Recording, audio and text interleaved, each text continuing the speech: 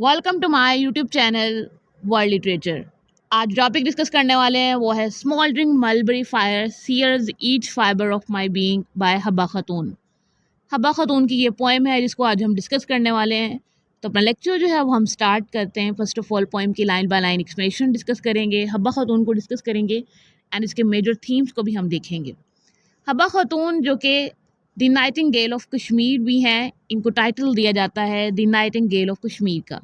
कश्मीरी मुस्लिम poet थी and ये 16th century से जो है ये बिलोंग करती थी। किंग यूसुफ शाह की ये वाइफ थी। पोएम की लाइंस की एक्सप्लेनेशन जो है वो स्टार्ट करते हैं।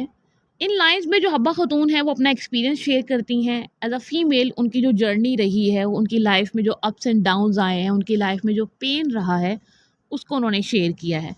पोएम की फर्स्ट लाइन में वो कहती हैं, smouldering mulberry fire sears each fibre of my being, कि ये जो फायर है, ये जो इंटेंस इमोशंस है मेरे अंदर जो कि सुप्रेस्ड हैं, जिन्हें जो है ना मैंने रिप्रेस किया हुआ है, ये जो इमोशंस हैं, ये जो फायर है, जो मेरे हार्ट में ये फायर है, ये मेरे हर फाइबर को जो है ना वो खा रही है। ऐसे लग रहा है कि मेरी पूरी बॉडी में पेन है और इवन कि मेरे बॉडी के हर पार्ट में पेन है। और वो किस वजह से है वो आगे चलकर जो है ना वो उसको डिस्क्राइब करती हैं इन डिटेल। कहती हैं, may nobody's nascent infancy be ruined thus, कि किसी की भी जो चाइल्डहुड फैंसी होती है, इमेजिनेशन होती है, वो इस तरह से डिस्ट्रॉय कभी भी ना हो जैसे कि मेरी हो गई है।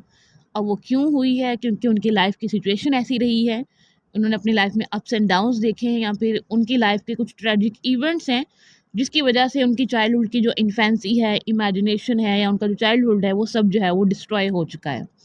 नेक्स्ट लाइन में जो है वो अपने चाइल्डहुड को डिस्क्राइब करती हैं और कहती हैं, my parents brought me up on sugar and candy, कि मेरे पेरेंट्स ने मुझे जो है वो शुगर एंड कैंडी देकर जो है वो बड़ा किया है। मेरी जो अपब्रिंगिंग है वो बहुत अच्छे वे में की है। And washed my body in milk, that body now faces buffets of fortune, और मेरी बॉडी को जो है वो मिल्क से वॉश किया है। मीन्स कि मुझे बहुत अच्छे से रखा हुआ था, मेरा लाइफस्टाइल जो है वो बहुत अच्छा था।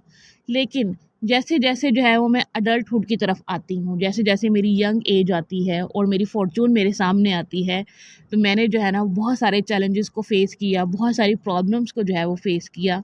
मे nobody's nascent infancy be ruined thus, again वो विश करती हैं कि जिस तरह से मेरी इन्फेंसी डिस्ट्रॉय हुई है, जैसे मेरा चाइल्डहुड डिस्ट्रॉय हुआ है, वैसे कभी भी जो है ना किसी के साथ ना हो। नेक्स्ट लाइन में कहती हैं, my parents lovingly rocked me in their arms, कि मेरे पेरेंट्स जो है वो मेरे चाइल्डहुड में मुझे जो है वो अपनी आर्म्स में लिए जो है वो घुमा करते थे। A thousand maids sang lullabies to me, और बहुत सारी जो मेड्स हैं जो मेरे लिए जो है ना वो सॉन्ग्स को सिंग किया करती थी। Never could I know that I shall face fear and fright, कि मैंने कभी भी ये नहीं सोचा था कि मेरी लाइफ में जो है ना वो ऐसे फियर्स होंगे, या फिर मैं ऐसी सिचुएशन को फेस करूँगी, ऐसी ट्रेजिडीज़ को जो है वो देखूँगी। May nobody's nascent infancy be ruined thus, again जो है वो विश करती हैं, प्रे करती हैं कि कभी भी जो है ना वो किसी के साथ ऐसा ना हो जैसा कि मेरे साथ हुआ है। जैसे कि मैंने अपनी लाइफ में हार्डशिप्स को फेस किया है, प्रॉब्लम्स को फेस किया, जैसे मैंने अपने इल फेट को फेस किया है, किसी के साथ भी जो है ना ये ना हो। नेक्स्ट लाइन में कहती हैं, my parents sent me to a distance place to learn, कि मेरे पेरेंट्स ने जो है ना वो मुझे एजुकेशन के लिए, इस्लामिक एजुकेशन के लिए जो है ना खुद से दूर भेज दिया। The mullah caned me body all over, और वो जो मास्टर था, वो जो मुल्ला था, वो जो इस्लामिक स्कॉलर था, वो मुझे जो है ना वो मारा करता था। एंड उसके जो निशान है वो पूरी मेरी बॉडी पे जो है वो नज़र आते हैं।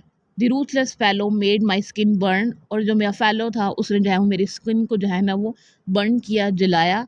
May nobody's nascent infancy be ruined thus, इस वजह से जो राइटर हैं, जो हमारी स्पीकर हैं, जो हब्बा खातून हैं, वो कह रही हैं कभी भी किसी के साथ ऐसा ना हो जैसा कि मेरे साथ हुआ। मैं एजुकेशन के लिए गई तो वहाँ का जो मेरा एक्सपीरियंस था वो बहुत ट्रेजिक था, वो बहुत बैड एक्सपीरियंस था मेरा। When my parents married me of, उसके बाद जब मैंने अपनी एजुकेशन जो है वो कंप्लीट कर ली तो मेरे पेरेंट्स ने जो है वो मेरी शादी कर दी। My female companion sang me farewell song, जो मेरी फीमेल कंपेनियंस थी उन्होंने जो है ना वो मेरे लिए फेयरवेल सॉन्ग्स को सिंग किया। And my affectionate heart swell to break, और जो मेरा हार्ट था वो ब्रेक भी हुआ, क्योंकि मैं अब जो है वो अपनी फैमिली से दूर जा रही थी, अपने पेरेंट्स से जो है वो दूर जा रही थी, और मुझे जो है वो अपने हस्बैंड के साथ, इन लॉज के साथ जाकर जो है वो रहना था। नेक्स्ट लाइन्स में हब्बा खातून कहती हैं, my parents told me our lucky daughter your in laws are waiting in the compound below, कि हम हमारी लकी डॉटर, तुम्हारे जो इन लॉज हैं वो नीचे वेट कर रहे हैं, अब तुम जाओ, अब तुम्हारा जो लाइफ का न्यू फेज़ है वो स्टार्ट हो चुका है। My palanquin had silver pendants, کہ جو میری پروسیشن تھی جس پہ میں نے جانا تھا اپنے ان لاس کے گھر، اس کے اوپر جو ہے وہ سلور پینڈنٹس لگے ہوئے تھے. مینس کہ وہ ایک بہت لگژری چیز تھی جس کے اوپر میں نے جانا تھا. بٹ یہ جو لگژریز ہیں اور یہ جو ویلتھ ہے وہ بھی میری ال فیٹ کو اب چینج نہیں کر سکتی ہیں، کیونکہ میرڈ لائف میں بھی بہت سارے چیلنجز ہوتے ہیں، ان لاز کے ساتھ جو ہے وہ بہت سارے چیلنجز ہوتے ہیں، اور یہ میرا نیو فیز جو ہے وہ سٹارٹ ہو چکا ہے، اور میری نیو پرابلمز جو ہیں وہ اب سٹارٹ ہو چکی ہیں. آئی سفر ہیئر اینڈ یو آر اوے، کہ میں جو ہے وہ اب ان لاز کے گھر پہ جو ہے وہ سفر کر رہی ہوں، اور میرے پیرنٹس جو ہے وہ دور ہیں، میری فیملی جو ہے وہ دور ہے. When both of us are each other civil, even کہ میں اور میرا ہسبینڈ جو ہے وہ ایک دوسرے کی سول ہیں، لیکن پھر بھی ہماری لائف میں جو ہے وہ بہت سارے اپس اینڈ ڈاؤنز ہیں، پرابلمز ہیں، کمپلیکیشنز ہیں. I could never four see that loose fabric will be انڈن. اس کے بعد ابا خاتون کہتے ہیں کہ میں نے کبھی بھی نہیں سوچا تھا کہ جن سے جو ہے نا وہ ہم لو کرتے ہیں، ہم ان سے اتنا دور چلے جاتے ہیں کہ ان سے جو ہے وہ اپنی فیلنگس بھی جو ہے وہ ایکسپریس نہیں کر پاتے. نیکسٹ لائن میں ابا خاتون جو ہے نا وہ اپنی فیٹ سے کوشچن کرتی ہیں، if God does not give and look does not favour, کہ اگر گاڈ جو ہے وہ ہمارا ساتھ نہ دے اور ہماری جو فیٹ ہے وہ بھی ہمارے فیور میں نہ ہو، ہماری جو لک ہے وہ بھی ہمارے فیور میں نہ ہو، تو کیا ہماری جو ڈیلی کی جو بریڈ ہے وہ انف ہوگی ہمارے سروائیول کے لیے؟ تو وہ خود سے جو ہے نا وہ کوشچن کرتی ہیں اتنی ہارڈ شپس اینڈ پرابلمس کو دیکھنے کے بعد. ایک چائلڈہڈ کا ان کا ٹراما ہے، اس کے بعد ان کی ایجوکیشن کا ایک ٹراما ہے، پھر میرڈ لائف کا ایک ٹراما ہے، اور اپنی فیملی سے دور ہونے کا ٹراما ہے. تو بہت سارے ٹراماز ہیں جن کے بعد جو ہے نا وہ خود کی سیلف سے جو ہے وہ کوشچن کرنا شروع کر دیتی ہیں. اینڈ پوئم کی لاسٹ لائنس میں حبا خاتون خود کا نیم یوز کرتی ہیں اور کہتی ہیں حبا خاتون ہیز کفڈ گوبل فلز آف لیکور میں نو بدیز نیسن انفینسی بی ریونڈ دس، کہ حبا خاتون نے بہت سارے ایموشنز کو جو ہے وہ سپریس کیا ہے، انہیں جو ہے نا وہ اپنے اندر ختم کیا ہے، اینڈ اس نے جو ہے نا ایک ال فیٹ کو جو ہے وہ دیکھا ہے، اور بہت ساری پرابلمس کو دیکھا ہے، بہت سارے ایموشنز کو خود کے سامنے جو ہے وہ مرتے ہوئے دیکھا ہے. تو کبھی بھی جو ہے نا وہ کسی کے ساتھ ایسا نہ ہو، کبھی بھی کسی کا چائلڈہڈ جو ہے وہ ڈسٹرائے نہ ہو، اس کا اڈلٹہڈ جو ہے وہ ڈسٹرائے نہ ہو، اس کی میرڈ لائف جو ہے وہ ڈسٹرائے نہ ہو، ایسی ٹریجڈیز وہ فیس نہ کرے جو کہ میں نے کی ہیں. لاسٹ لائن میں حبا خاتون یہی وش کرتی ہیں.